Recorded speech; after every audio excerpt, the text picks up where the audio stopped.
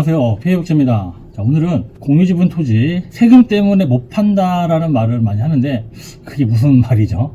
가끔 이 공유지분 기획부동산에 투자했던 분들이 이 땅을 다시 팔고 싶다라고 말을 했을 때 판매했던 직원들이 가장 많이 하는 말이 빨리 팔면 세금이 많아서 효과가 없다, 수익이 안 난다, 뭐 이런 식으로 설명을 한다고 하는데 좀 약간 오해가 있는 것 같아서 제가 설명을 한번 드리겠습니다. 그 사람들이 이제 시간을 끄는 거예요. 통상 이 공유지분 기획부동산에 했던 사람들이 팔 때 하는 말이 이 땅은 2년에서 3년, 늦어도 5년이면 개발이 돼서 수익을 줄 거다, 두세 배는 오를 거라는 말로 거짓말을 많이 하죠. 근데 이 사람들이 중간에 투자했던 사람들이 생각보다 2년, 3년 길거든요. 못 기다리는 경우가 있을 때 가장 많이 하는 말이 바로 이 말입니다. 야, 그거 지금 팔면 세금이 많아서 소용이 없어. 손해가 너무 커. 그러니까 지금 하지 말자라고 하는데 이거는 웃기는 말입니다. 전혀 부동산 투자에 대해서 1도 모르는 분들이 하는 말이에요. 세금은 말 그대로 취득할 때 내는 취득세 한 번 있고요. 팔았을 때 내는 세금은 양도소득세라는 걸 내게 돼 있단 말이에요. 말 그대로 내가 팔아서 얻은 수익에 대한 세금을 내는 게 양도소득이라는 겁니다.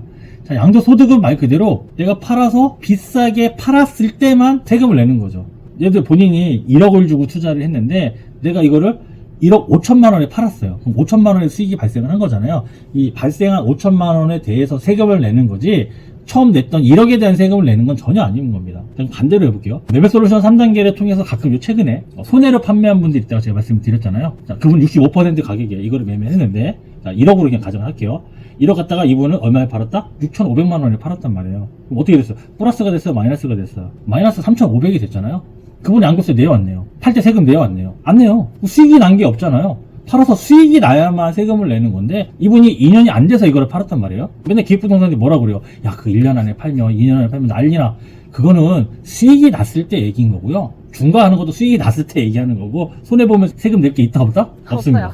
그동안 같은 가격에 팔아도 세금 낼 게 있다 없다? 없습니다. 그럼 오히려 뭐 1억이니까 한 1억 한 500 정도 팔았다고 하면 세금 낼 게 있을까 없을까? 그것도 없습니다. 왜? 여러분 처음에 낼 때 취득세 냈던 거, 뭐 법무사비 냈던 거, 이런 비용들 있잖아요. 비용들을 공제해 준단 말이죠. 그래서 자기가 샀던 금액의 106% 정도 이상이 됐을 때 그나마 낼 세금이 있는 거죠. 그리고 각 개인별로 1년에 한 번씩 250만 원씩 또 기본 공제라는 것도 해준단 말이에요. 그러다 보니까 막상 토지를 팔았을 때 수익이 엄청나게 나지 않는 한 여러분들은 세금 낼 일이 있다 없다? 거의 없다고 보시면 됩니다. 그냥 이 공유지분 기획부동산 그 중간에 판매했던 사람들이 전화해서 야, 이거 지금 팔아도 돼 물어봤을 때 방어, 야, 이거 세금 많아서 그냥 기다려, 이렇게 하기 위한 방법을 쓰는 거지, 실제적으로 알아보면 내 세금은 있다 없다? 없다고 보시면 됩니다. 자, 말 그대로 이 양도소득세는 기준이 있어요. 수익이 어떻게 나냐? 뭐 이렇게 기준이 있는데, 뭐 이론상은 그럽니다. 국세청에 들어가서 확인해 보시면 알겠지만 1년 이내에 했을 때, 2년 이내에 했을 때는 세금을 중과하게끔 되어 있지만 토지는 2년이 넘으면 중과라는 개념이 없고 기본이라는 게 되어 있어요. 기본. 좀 복잡하면 제 그 블로그 써놨으니까 거기 들어가서 좀 읽어보시면 확실히 이해할 수 있습니다. 과세 기준이 있는데, 자, 우리가 샀던 토지들은 전부 다 어떤 토지다? 사업용 토지, 비사업용 토지가 있는데 저희들은 전부 다 양도세 입장에 봤을 때는 비사업용 토지다. 우리 투자 목적으로, 농사 짓거나 이런 거 아니잖아요. 그래서 우리는 투자 목적이기 때문에 전부 다 비사업용 토지로 10%의 가산금을 물긴 하지만, 그것도 다시 한번 얘기지만 수익이 나야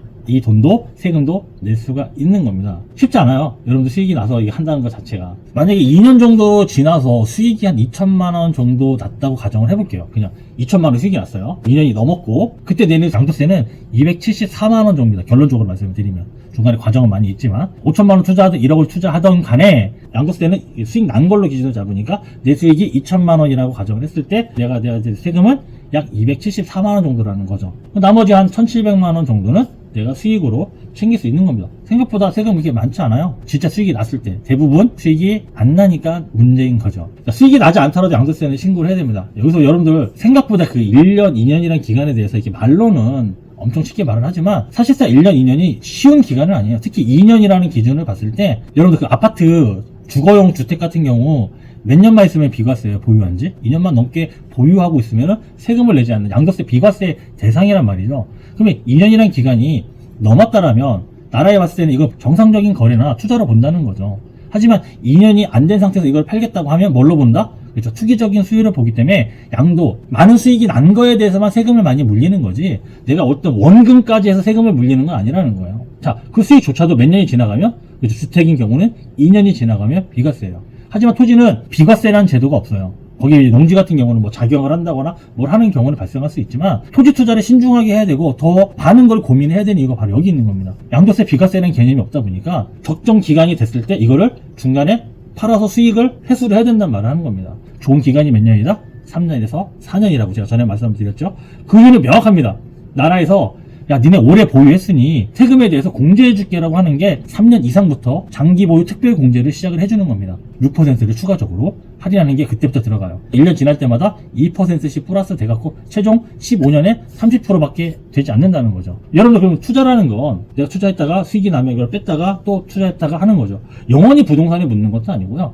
또 영원히 주식에 묻는 것도 아니고 분산해가면서 어떨 때는 아파트에 투자할 수도 있고 토지에 투자할 수도 있고 아니면 새로운 수익형 상가라든가 오피스텔이든가 수익형 부동산 할 수도 있고 아 이거 다 어려워 전부 다 빼서 예금에 넣을 수도 있고 자, 아니면 뭐 주식에 넣을 수도 있고 아니면 분산에 넣을 수도 있고 여러 가지가 있는데 들어가는 것도 중요하지만 나오는 것도 엄청 중요하다고요. 자 그럼 나라에서 봤을 때 몇 년이 지나면 부동산 투자 잘했네 오랫동안 잘 갖고 있었네 야 너 투기 아니네 라고 인정하는 게 몇 년부터라고요? 기본은 2년이고 나라에서 아 오래 갖고 있었네 라고 인정하는 건 3년부터라는 거죠. 여러분들 지금 공유지분 토지에 대해 투자를 했잖아요. 그럼 몇 년부터 아 이걸 팔려서 내가 어떻게 수익을 창출해서 이거를 빼볼까라고 고민하는 건 몇 년부터 하면 된다고요? 세금이 전혀 문제가 안 되는 2년이 지난 후부터 하면 되는 거죠. 내가 좀 더 기다려볼까 했던 분은 몇 년부터? 3년 차부터는 적극적으로 이걸 팔아서 투자금을 회수해서 다른 뭔가를 할 수 있는 걸 알아봐야 된다는 거죠. 영원히 땅에다 2, 30년 박아놓는 건 투자가 아니에요. 그냥 사서 아무 생각 없이 사는 한 것뿐이죠. 여러분 투자라는 개념은 이렇게 뭔가 유기적으로 많은 걸 공부한 상태에서 이렇게 들어가는 거지